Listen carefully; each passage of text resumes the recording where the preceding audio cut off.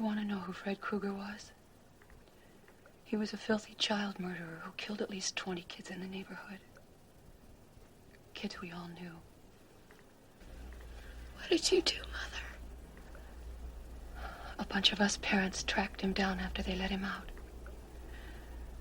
We found him in an old abandoned boiler room where he used to take his kids. We took gasoline. We poured it all around the place and made a trail of it out the door. Then lit the whole thing up and watched it burn.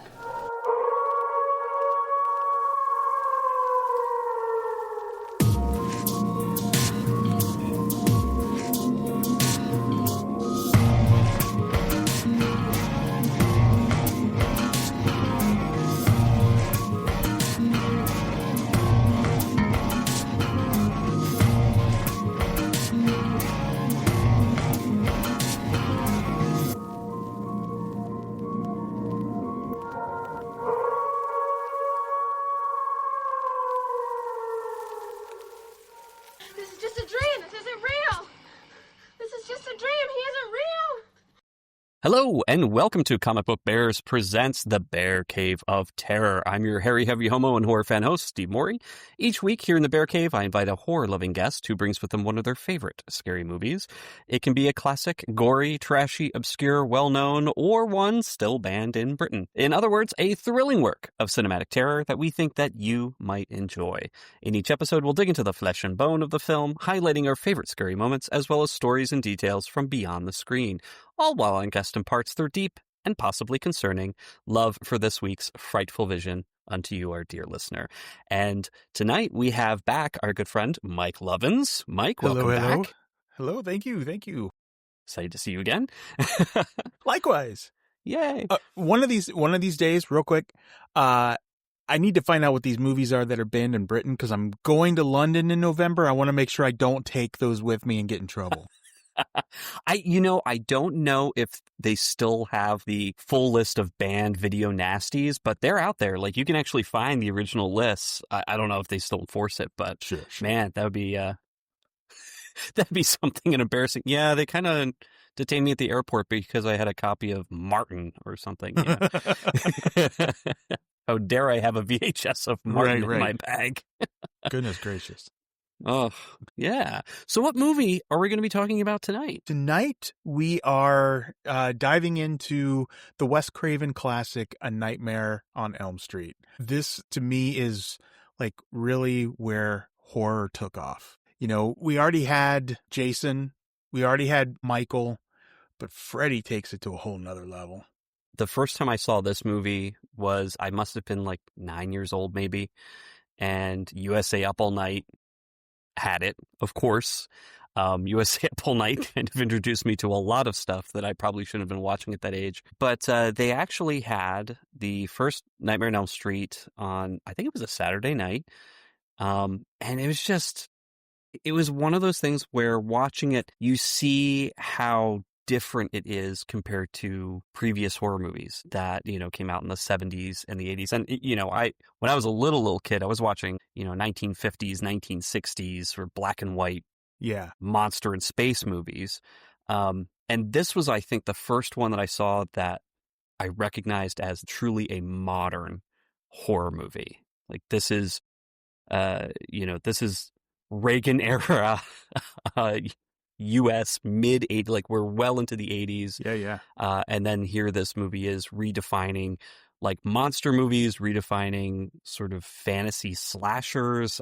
There's like a lot of genres that it kind of smooshes together to create this. And also a massively recognizable franchise with the villain. You mentioned Jason from Friday the 13th. You mentioned Michael Myers from Halloween. But I think Freddy kind of surpassed all of them, at least initially, in just plain old marketing and recognition. People knew who he was. And even in pop culture, I think, too. But, I don't know if some of that has to do with, Michael and Jason are masks, which are very recognizable, but Freddy had a face. You know what I mean? And what a face. And what a face. It reminds me, I had pepperoni pizza for dinner tonight. The actual inspiration, the true inspiration for the makeup. It's appropriate. But I do think that makes a difference. Freddy is able to evoke more emotion. I think it's more terrifying to actually be able to see the person who's attacking you, see their face, look into their eyes, because I do think that especially Michael Myers had a good way of communicating with his eyes, because that's pretty much all you saw. But I don't know. There's just something about seeing Freddy's face. His face, and he also talks. That's the other thing. I mean, both Jason and Michael are silent. They're silent killers. And going back to like even earlier in the 70s with Texas Chainsaw Massacre, Leatherface, he's Again, a mask. Not very talkative. Yeah, and he's also in a mask. Well, although to be fair, it is actually somebody's face, but Fair. just not his. Fair. But yeah, I mean, here's a character, and in the first Nightmare on Elm Street, he doesn't say a lot. He's not on screen a lot for maybe the first half of the movie, but when he's on screen, he talks. He speaks directly to the victims, to the teens, and many times he's like, I'm gonna rip you in two. Like, he doesn't hold back. He's very, vulgar and violent with what he says, and I think that just adds to it. There's almost a little bit of tongue-in-cheek humor as well, but it's also terrifying. Tongue-in-cheek humor, but like as the franchise progressed, Freddy got more camp and a lot more one-liners and stuff like that. The stuff that he says in this movie is just it's vile and evil. And so you immediately realize that he's not a joke. He kind of becomes a joke as the franchise moves on, but he is pure terror in this movie. Ironically, so this was not my first Nightmare on Elm Street movie. My first one was actually part 2. Really? Yeah. So Nancy was my second victim, if you will, and from the franchise. And I think eventually we'll get to that movie, but there's something, after seeing that and then seeing this, if they never had made a second or third or whatever, this would have stood out as a damn near perfect one and done horror movie. I don't even think they thought they had franchise potential with this movie at the get-go, but it's low budget, and low budget horror is sometimes the best horror. They make do. The production team on this movie, and in most low budget films, there's a passion. They make do. Yeah, they want to do it. They're not being paid very well to be there. They don't have a lot of money to work with. So when they want something to look a certain way, they're putting all of their creative energy towards making it look like it did cost several $1,000s or tens of thousands of dollars. But here they've got some amazing practical effects, some amazing makeup effects, and really it was a low budget film. This was New Line Cinema's first real picture. Other than some that they'd been distributing for several years before that, they wanted to invest in something that could make them some quick money. And hey, everybody loves a slasher teen horror movie, and Wes Craven wants to direct it, and he's got a name. I mean, the studio was given the name The House That Freddy Built, so it's like they know where their bread and butter came from there. You know what I did not realize, and I just found this out today? I haven't seen the Swamp Thing movie in years, and I didn't know that was Wes Craven. It's a minor thing, but it was just like one of those, like, oh shit, really? Well, I mean, he was known. He was a known quantity, and the fact that he wanted to direct this movie, well, he obviously wrote and directed, but with New Line was definitely a huge get for them. Like, they were like, okay, we're definitely guaranteed some kind of income from this movie, so hopefully that'll help us. It'll help us springboard into getting more lucrative properties and more movies as a studio, because we're not just distributors; we want to also be a studio. But yeah, I mean, do we want to sort of summarize this particular movie for those who haven't seen it? Basically, a child murderer who was killed by the residents of Elm Street, comes back to haunt and kill the children of the people that took him down, but this time he's doing it from within their dreams. Mm-hmm. Perfect. That's right there. That's exactly what it is. And, you know, obviously there's a lot more that happens in this movie. You've got 4 main victims of 4 main characters. And I was shocked to find out, and it's something that obviously they say it in the movie, but I didn't really register it the many times that I've seen it. Tina, the first victim, is 15. These are 15 and maybe 16-year-old characters, which makes one of the lines, and I mentioned it before we started, there's a point where Nancy, played by Heather Langenkamp, who is fantastic as a final girl, where she hasn't been sleeping for a few days and she looks in the mirror and she's like, oh my God, I look so old. I look 20. Like, oh, that just hurts. That hurts. But yeah, I mean, these characters are truly teenagers and they're being put through a very sharp ringer. It's kind of shocking, actually, in this first Nightmare on Elm Street, how much gore, how much blood is on the screen. And they had to film several scenes differently because they eventually did want to edit it for TV and have it on television. I heard like the Tina death, they actually had to cut where she was going to fall to the bed and splash blood. And they had to cut that down or not have the movie. Yeah, essentially, like it would have to be rated X or not rated because of the amount of blood that she was going to be splashing in. And actually, I did kind of want to talk about that scene and a later scene, where, I mean, we're mentioning practical effects here. They built a spinning room, and they used it twice within the film. The first time with Tina, they had it built as her. I'd use it twice too. That was a lot of effort. Yeah. Oh yeah. They put a lot into making that. And then the second time they put it, they made it into Johnny Depp's character's room, Glenn's room.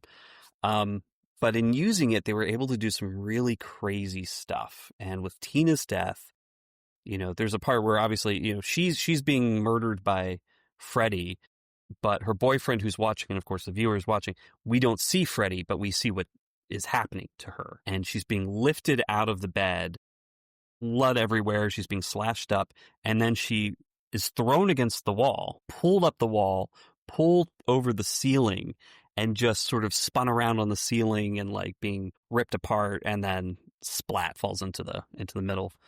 And again, we don't see the splat. But that was all done with a spinning room. So everything in that room was bolted down, including Wes Craven and the director of photography were bolted to the walls. So it looked like she was the one who was moving. And I always want to say that is a beautifully well done scene because it looks seamless. They do such a good job with that. The second time, which is the death of Glenn, he gets sucked into his bed, which wild. The first one, I know how much those CRT TVs used to weigh. The fact that he's just kind of sitting it on his lap is that boy's genitals are smooshed. Like that is so painful. But he's sucked down into the middle of the bed. There's a couple beats, and then a literal geyser of blood just shoots out and splatters across the ceiling and just starts coating the ceiling. Of course, that was done with the spinning room too. Which is funny, though, that amount of blood was fine. Yeah, that amount of blood was fine. I guess it wasn't, yeah. Because there wasn't a body in it, maybe, I guess. Yeah, I guess so. I guess you didn't see his, like, the remnants. But that effect didn't go so well. Where, because they had spun the room upside down, so it was actually, the room at this point was upside down before the blood comes in. The person pouring the blood, once that liquid hit the electronics that were in the room below, it electrified the liquid and shocked him. He was fine. He's fine. He's not injured or dead, but that was obviously bad. It created a huge reaction. And also with the liquid, it started pooling. And when it pooled, it started tilting the room back into that direction. And so if you're watching the movie, you notice at some point the water droplets or the blood droplets are moving off Going to sideways. the side. And because so the whole thing was... I saw that in the documentary over the weekend, and I ended up rewatching the movie today. And that was the first time then that I kind of caught that effect. But it adds some to it. You know, it makes it just feel like things are just getting pulled. And so it's a happy accident. Yes. A happy accident that also coated everybody around it, like with pools of blood and electrocuted somebody else. But yeah, I thought that was great. And I did find out, and it might have actually been on the same documentary, Never Sleep Again, which I highly recommend, that they used that same room later on for the film Breakin' 2, Electric Boogaloo. So they got their use out of it. The effects in this movie are fantastic. I mean, there were several other ones that were pretty cool just on screen, I think, just to see. Yeah, I mean, even like after Tina dies, she kind of comes back as like an apparition or whatever several times. And the effects of her like in the body bag, but there's a scene where like a centipede is coming out of her mouth.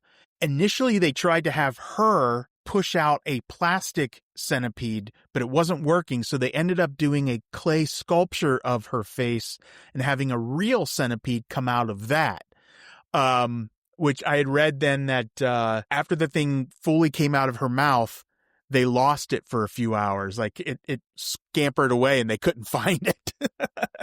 But it works. It works. And the effect at the very end where, which I thought this was funny when I found this out, the mother's name is Marge. When she's pulled through the window and like this like soft version of her body double that's made for that. I mean, there is so much that there was no such thing as CGI, and they had to figure out, how do we make this look passable enough? You know, because there's always little things but you don't care. I mean, even like when Tina's chest gets slashed, you can tell that's a fake chest, but it doesn't matter. It's just so part of the, especially just part of the culture of movie making back then. Absolutely. And as a viewer, when you're watching this, if you were a viewer in 1984 when it came out, or, even later, like when I was watching it, and probably for the past 30 years of watching this movie, you learn to just incorporate that into the fantasy the film is showing you. So it's not so egregiously ridiculous where you're like, oh God, this is so dumb. It's so fake. It's so obviously fake. But the way that it's presented and the way that it's stitched together, you take that for granted and you just move on. Like you see it as, oh, poor Marge. The ending, of course, one big thing, like whether this is actually happening, is this Nancy's nightmare? Is this Marge's nightmare? We're seeing what she's experiencing or experienced as she's sucked into the bed, into hell, presumably. But here she's just, waving goodbye to her daughter who's screaming in terror. And then just Freddy's arm comes out the window and yanks her in. And the cut is very obvious if you're watching for it. But that flimsy mannequin, like with the foam arms, like right through. But it looks fine anyway. It's fast and you get what they're going for. Yeah, exactly. And especially after all the buckets of blood throughout the rest of the movie, you're just, wow, this was shockingly, it's surprising. For one, you do get the jump scare. The jump scare is still valid. Actually, speaking of scares, so there are multiple times in this movie where the tension is ratcheted up and maybe like a scene itself is just scary just because. But were there any kind of particular moments that you, hands down, every time you're watching it, you get the flutters? Honestly, it's right in the beginning, the first time we see Tina's first nightmare and running through the boiler room and stuff, because that is a time where Freddy is essentially quiet, but just so menacing. And, that first imagery really sets the stage, and I feel like that is the scariest moment right there. Like they hit you right from the beginning. The tension is just, it starts with the sound effects, with the the very simple music. It's just note, note, note, note, but they're distorted in a way where it just hits you like just a sharp note each time. But also the scraping of the metal claws against the metal pipes or against the wall. Like there's something with that soundscape that they're creating that feels dreamlike. Yes. Yeah, because it doesn't sound like really what I think if you were to take knives and scrape them across a pipe. That's not what it's actually going to sound like. But in the context of a nightmare, that is nightmare fuel. So it does sound scary. It's meant to sound scary. Something else I was going to mention about that first scene too is I think they did a great job of kind of making you at first think that Tina's going to be our final girl or, and then she ends up being the first death. But we're set up to care about her already. And I think that is so well done. Yeah. I think, it sets this film kind of apart from some of the other slasher movies that had come before, like that wave of late 70s, early 80s franchises. With Friday the 13th, it's just a new crop of teenagers or counselors or whoever, one after another. And there's already been like 3 of those by the time that Nightmare on Elm Street comes out. And Halloween, I think there's been 2. And I can't remember when Season of the Witch came out, but it didn't have anything to do with Michael Myers anyway. But those 2, you had Jamie Lee Curtis. Like you had that character that you knew was going to make it all the way through. So they didn't pull that switcheroo there. Like she was front and center the entire, both movies. This one, for all the people who are watching it for the first time, who have that experience already, who know, oh, it's either just going to be a whole bunch of kids that are killed off like one by one, and we already we don't get really close to any of them except for the person who's going to be the final girl, versus Jamie Lee Curtis, okay, well, she's definitely going to be the final girl. This one, he plays with that. Wes Craven is like, no, you're not gonna know what to expect with this, and we're gonna switch it up with you 20 minutes in or 10 minutes. And another big differential too, like between like separating this from like Friday the 13th and Halloween. Like you watch Jason and he's just slashing his machete. If he gets near anybody, he's just slashing, he's killing.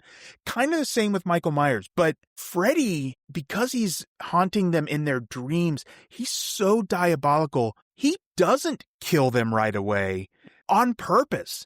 He toys with them for several nights or however long it is or whatever, and then goes in for the kill. And that again is something that separates this franchise from others, but also just makes him that much more scary because it is just a dream. Maybe I will be okay. No, I'm dead. No, I'm dead, and it's really gross when I die. Yeah. And really, in terms of like the number of deaths, there aren't that many in this film. It's not a huge body count film, this first one. But what you do see is it's all very violent. It's all very much front and center. The one that's probably the least violent death, but also still really tragic, is the one for the character of Rod, who's in the jail cell and he gets strangled by his own sheets that Freddy has made into a noose and is hanging him by the top of the cell. And, it's made even worse because Nancy knows that it's going to happen. She's run there to get her dad, who's the lieutenant, played by John Saxon. We'll talk about him. And, and the person who's there guarding the jail, to open up the door. And that, I think, that sort of, oh my God, we're on a time crunch here. He's going to die. Like, we see him choking. We see him slowly being, slowly being hanged. And, they're just kind of slowly walking like, okay, whatever, crazy kids. I can't find the keys. I can't remember where I put them. Must be somewhere. Not a big deal. And then open the door and he's already dead by that point. That I think is pretty tragic because you feel that they could stop it. But by the time, it's Glenn's turn and the parents themselves have made it so that Nancy can't get out and help him, and that Glenn's own parents are, have written Nancy's ravings off as just fantasy and just kind of leave them up there. It's tragic, but it also reinforces the idea that these teens have to help themselves. Nancy's the only one who can help. So far, she's not being very successful. Yeah, it's almost like a lesson. Like, listen, parents, your kids might sound psycho, but they might actually be dying off in their dreams. So help them out. If you find a Mr. Coffee under their bed, maybe, stop and think a little bit. Don't just send them to a sleep specialist, which also made me laugh because it was very 80s. Marge is in there with the sleep scientist, like lighting it up and smoking in the room. And I'm like, this is a hospital, lady. It's a clinic. Come on. And yet, they have there's no like sense of fantasy when she wakes up from the dream and Nancy's got like a streak of gray hair and a fedora that she did not come in there with. And, there's just no sense of wonder or curiosity. It's like, how'd that happen? This is very unexpected. Maybe there's something more here. It's just more Marge just goes back to the bottle and says, I'm going to put bars in the windows. There was the part, after Nancy pulls the hat out, I felt, eventually Marge gets to telling her, what happened and shows her the glove and all that stuff. But I felt like there was a beat or two, it was a beat or two too long. Like that should have been like right away. It's like, when I started mentioning Fred Krueger, and there's no way that Nancy could have known about this person, and all of the other kids, all of her friends have all been dreaming about this person in a red and green sweater with knife hands. And wow, that sounds just like the guy that me and the rest of the neighbors sort of vigilante murdered years ago. And by the way, I have his knife hand. Yeah. But it's still, that whole story, that urban legend folklore way of telling it, just, to me, I think creates a myth around this character that's so perfect and just lends itself to, like, I could have heard this story on the schoolyard from some other kid who heard it from his older brother or whatever. But here it is in a film, and it works so well. What's wild too is that we have Freddy. He's the big bad. But this movie also, I don't know if it was on purpose with this movie, but it does eventually kind of become this. But the house itself kind of becomes a character. That house, and it's not even a haunted house story. That house becomes so synonymous with Freddy also, even though you don't have to be in that house for him to come get you. But he takes a lot of people to it. He does. And yeah, I mean, you've got his glove is in the furnace, or in the house's furnace where it's been hidden for however many years. He gets pulled into reality there when Nancy pulls him out of her dreams and into real life. So then he's there in the house as well. But it is interesting how they just kind of were like, this house, like, let's keep using this house because this could be something good, and it becomes iconic. I mean, yeah, it made sense that in the second one, it's somebody new that lives in that house, and it's bringing somebody new to Elm Street. But the way that it kind of becomes almost like a psychic kind of focal point in the third one, too, like it becomes kind of like an anchor. But one of the things I was going to say regarding Freddy and his gloves, something I had read was that in the first couple drafts, Freddy used a sickle. And, by the third draft, he'd gone to the glove. But can you imagine Freddy Krueger using anything other than his primary thing being that glove? Like, I just don't find it being as iconic. You can show that glove without it being on anybody's hand, and everybody knows what that is. Exactly. Or a red and green motif. Yeah. In common, like, I mean, there's something about that, and maybe it's less now. I mean, that's the thing. There hasn't been a real Nightmare on Elm Street movie for, I think at this point, 15 years. There was the reboot attempt that wasn't very popular. And so maybe like later generations of horror fans, if they're coming up now, will they have that same kind of recognition? Maybe, maybe not. It just depends on, who's around them to show them Nightmare on Elm Street. But at the time, like in the 80s and the 90s, I mean, it was every kid's Halloween costume. It was parodied in Mad Magazine and Garbage Pail Kids cards, and everybody knew Freddy. What a way to mess with Christmas colors. Oh, yeah. Which was done on purpose, of course. Yeah.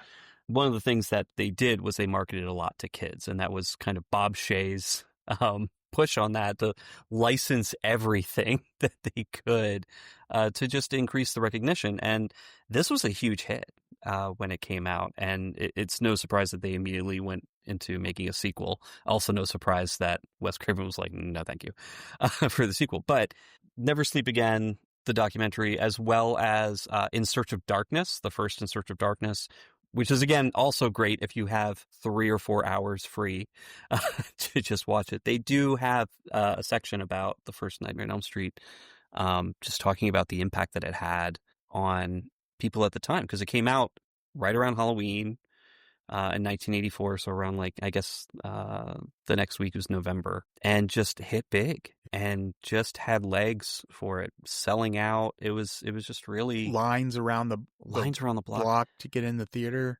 Yeah. And it just, it for this to kind of come out of what felt like nowhere, like this character, this movie, with the quality that they had for a low budget film, for an indie studio, this being their first real picture that they've fully produced. I mean, it's wild. That's just everything that you can hope for. Yeah. Yeah. And I mean, I think like maybe even the next couple were still kind of considered indie movies through New Line or whatever, but it produced so much iconic imagery. I was thinking about like the bathtub scene. I remember seeing that and being scared to death to take a bubble bath and not being able to see what was in the tub. Oh yeah. And that, like, again, talking about practical effects, that essentially they built a bathtub without a bottom. So it was a full tank of water, and she was sitting on somebody's knees, on the production designer's knees, while he was underwater with the glove. And sexualized, the sexual imagery in this is out of control. And I think for good reason, because Freddy, not only being evil, he's also a child molester. He knows how to sexually traumatize his victims, which he does. He gets them in the most intimate way possible, which is in their dreams, but also then sexually, assaults them. But here it is in the bathtub. She's just slowly dozing off, and that knife hand coming in right between her legs and then just disappearing when she... Yeah. So I want to talk to you a little bit about Robert Englund, and with Freddy being they kind of changed the dialogue or whatever to have him more of a child murderer than a molester, which the script was molester. And I think they went that route in the remake, which I thought was a little too far, to be honest. But, like, I think one of the guys who eventually became Jason auditioned for Freddy. Like, they were really trying to find either old looking guys or like tall, big guys for this role. And so when they auditioned Robert Englund, this sweet little guy who just come off of playing Little Willie in the V miniseries, Sweet Willie, which I loved that show and knew him from that. Somebody gave him the idea that when you think of child molesters and so, they're not big guys like that. They are weaselly, just, creepy. And so basically he went into the audition with like hair slicked back and kind of just like went in talking all weaselly and just slimy. I think that's what got him the role, because you don't need somebody who a big hulking presence. You just need somebody who is gross and scary. Yeah. In addition to the actual pizza face, that it was Kevin Yeager who did the makeup effects on that original film. They didn't need to have an older person do this. The face is covered with makeup. They didn't need a big person because they were able to play with his proportions anyway. And he's also chasing small actresses. But it's he just did such an amazing job with this character. And yeah, he eventually, made him way more campy, and they kind of focused on the puns and the one-liners and he's like a more active crypt keeper, basically. And they did have that TV series. I was going to say he literally became the crypt keeper. He did for, I think it was 2 seasons, 2 seasons worth of that kind of show. I think it was on Fox or something like that. But, he never really lost that sort of sleaze, that grimy, creepy persona, even as he became more visible in the films. Like, he was front and center in most of the later films, and, was funny, but also just, you could believe he was disgusting. And, some of the effects that they really play with later on in some of the later films too, just kind of emphasize that sort of sleazy horror. 100%. One of, I guess, Nancy's gift, and we've kind of talked about this, is being able to bring things out of her dreams. And we kind of talked about when she pulls him into the house. So this movie doesn't have we've already kind of said this movie doesn't have the same humor that later on had in the franchise, but this movie does a Home Alone kind of thing before Home Alone, which is funny, but also scary. Yeah. But it's really smart. It's a teenager fighting this creature. Why wouldn't a teenager try and set up booby traps around the house then to try and capture this creature? Letting the girl do it, because it's kind of thing that you would think, oh, boys are going to set up booby traps around the house. Letting Nancy be the one that's doing that. I love that sequence. Well, and they set it up so well too, where she and Glenn are hanging out after going to the library, and Glenn's telling her about lucid dreaming, like nobody's ever heard of it. But he asks what book she took out of the library, and it's a survivalist manual for creating all these booby traps. And she puts them all together, and there's a lot more in this sequence because she pulls him out. There's a lot of physical confrontation where she's pushing him over. He gets hit by a sledgehammer. She rigs a light bulb to go off and explode. So she's actually knocking this guy around. And there are times where he gets on top of her, and it looks like that's about it, but she kicks him off. She's able to push him away. And, it's very much, feminist icon mixed with latchkey kids that 80s young viewers will be able to recognize. Hey, her mom's just drunk in her bedroom. She's checked out and leaving Nancy up to her own devices. The father's across the street, and the cop that he's, set outside to watch the house is just sort of she seems to be making a lot of noise over there. Oh, well, yeah, maybe I'll go and tell the lieutenant. But, she's holding her own. And I think that giving that agency, not just to a young person, but also a young girl who's probably about 15 or 16, the character, is pretty fantastic. And she's doing a great job holding him off. And you know what? Part of the believability comes also from her dad's a cop. He was probably in the military. Knowing that her mom is an alcoholic, he's probably given her some kind of self-defense training, or she just looks at, she loves her dad and just looks up to him and wants to be that tough girl. So it doesn't feel like it comes out of nowhere either. Yeah. Yeah. She's not just she's a helpless little flower, and then she's I guess I've got to become a, Marine overnight. She is the one who wants to confront Freddy from the beginning. She's the one who goes to check things out, to, knows how to line things up. Glenn, watch me while I'm sleeping because I'm going to go, and then make sure to pull me out, that kind of thing.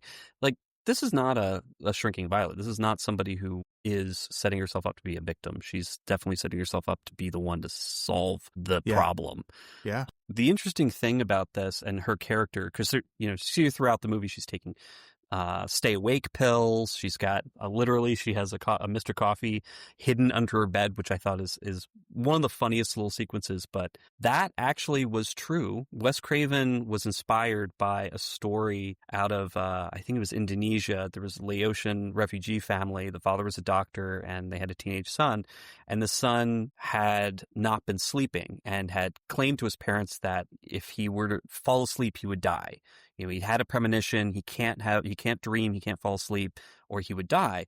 And the parents, of course, tried to help him out. They were giving him sleeping pills and hoping that he would eventually fall asleep. And eventually he does, probably more out of sheer exhaustion than anything else, has a massive seizure and dies. And when they are, cleaning up the body in the room, they find all the sleeping pills still in the bed, and they find a plugged-in Mr. Coffee or, coffee maker hidden under the bed that he had been using to make coffee so that he could continue to stay awake.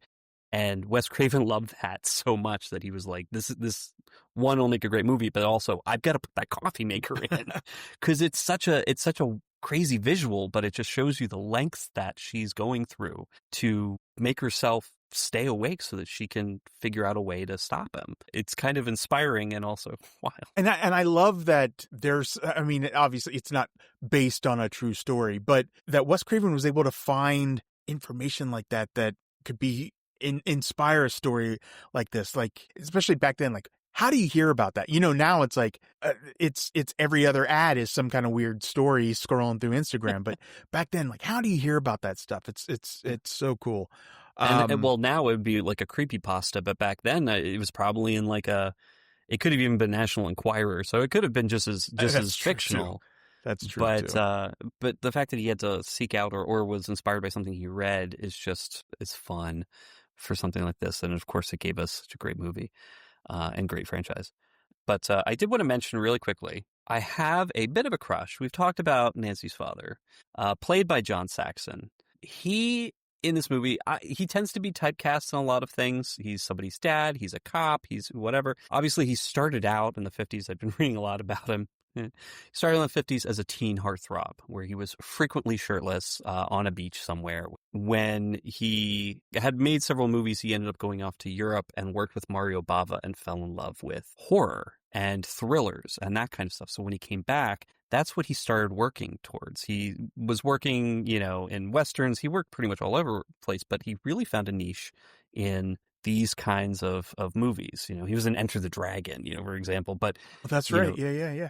He found his way into like Black Christmas. He found his way into this movie and like a cannibal movie in 1980s, where it was kind of like a mix between Night of the Living Dead and Rabid, where he was a Vietnam vet who had developed cannibalism, and he would bite people and then they would also become cannibals. It was very zombie like, but whatever. He just would throw himself into this kind of stuff, and he's kind of woofy. Just those eyebrows tell a story, and sometimes his collar's open a little bit and you get a little bit of fuzz. But yeah, John Saxon he adds a bit of weight to this movie. Like, the adults in this movie don't get a lot of credit, I don't think, because again, they spend most of their time ignoring their kids. And here's John Saxon, who's the one who actually has the ability to do something, or at least should have the ability to do something, and he seems completely helpless compared to his daughter, who's able to not only know exactly what's going on, but really give Freddy a run for his money towards the end, while he and his lieutenants and other cops are trying to knock down the door eventually. And he gets to witness what happens to Marge, and it is basically the one to say, well, I guess Nancy's got it covered. Take care. I don't know what happened, but you good here, girl? All right. You're good. Yeah. It is weird with everything that happens in this movie. The ending with Marge's death, if you will, is really probably the most fantastical element, which is weird to say in a movie like this, but the burnt skeleton being pulled down and into the bed with glowing mist behind it and stuff feels the most off. It works, but it feels different than the rest of the movie. But then again, you could say that about the way Freddy just kind of disappears when he lunges after Nancy at the very end. Just saying, I don't believe in you. There's power to that. And then that's how then they vanquish this version of Freddy. Yeah. And Wes Craven even said, a couple times in several different interviews, where he didn't intend it to be a horror movie. He was more like, this is a fantasy film. Like, well, not many fantasy films have like a teen slasher, but it was a fantasy. So it takes place in dreams.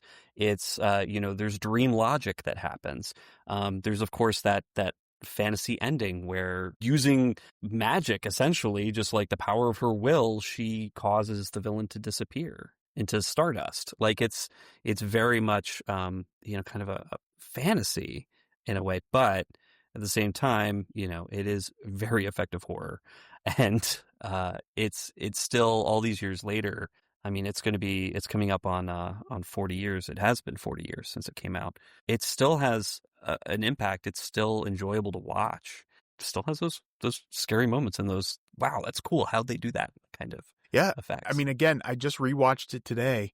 I ended up buying it on digital because I still have my DVD, but I'm like, I wanted to see it upscaled and remastered and all that. And I know that there's a 4K version of it out there now, but I was fine with the $4.99 on iTunes to buy the 4K streaming version. But it still looks great. Everything still holds up. It is definitely one of those movies that it looked, I mean, at the time, that's why I kind of have the feeling of it being probably the first modern horror movie I've seen, because it looks modern. It looks fresh, looking at it compared to a lot of the other 80s movies that came before it. I mean, it's halfway through the decade, and it looks like it could have been made, in the 90s. Fashion aside, it really does have that kind of almost timeless quality, except for the fact that nobody has cell phones. So I guess we're kind of past that timeless quality part because of cell phones. They just have phones that lick you. Phones that lick you, yes. Very gross. Very gross. Part of the sexualized humor in this and like absolutely. Violence. But I love this movie. I can watch it over and over again, and I'm glad that you wanted to talk about it.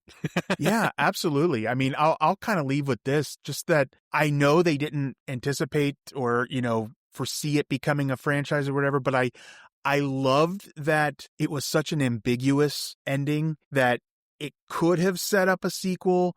Or was that just another dream? Could that have been Nancy having a legitimate nightmare? Freddy's gone, but still having a nightmare, whatever. And it just goes to show that dreams are dreams, and you're going to have them whether you want them or not.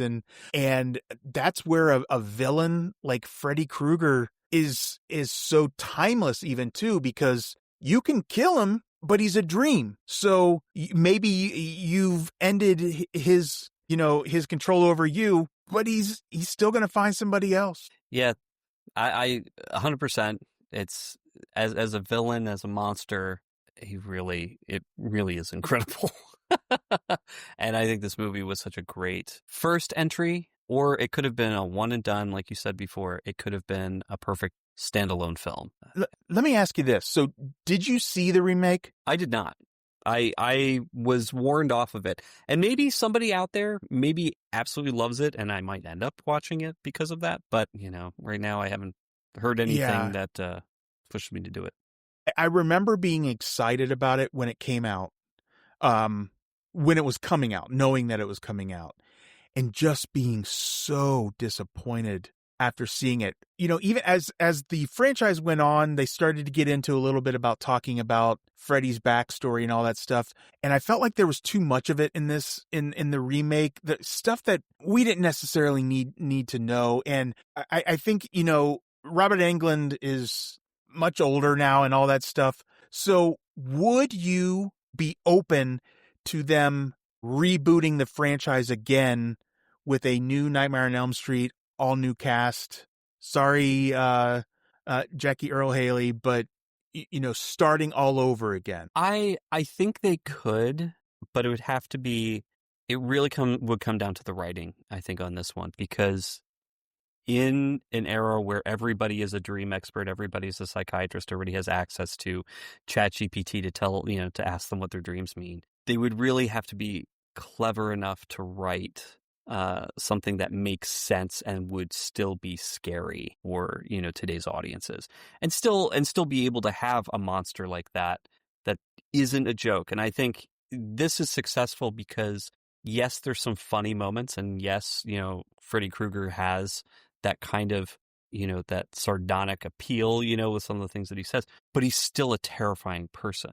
Later movies, if you try to emulate that, it just becomes campy. And I don't think it would be successful if they started with that. Again, and it's hard. They would have to write it. It all comes down to the writing. Yeah, really. I agree.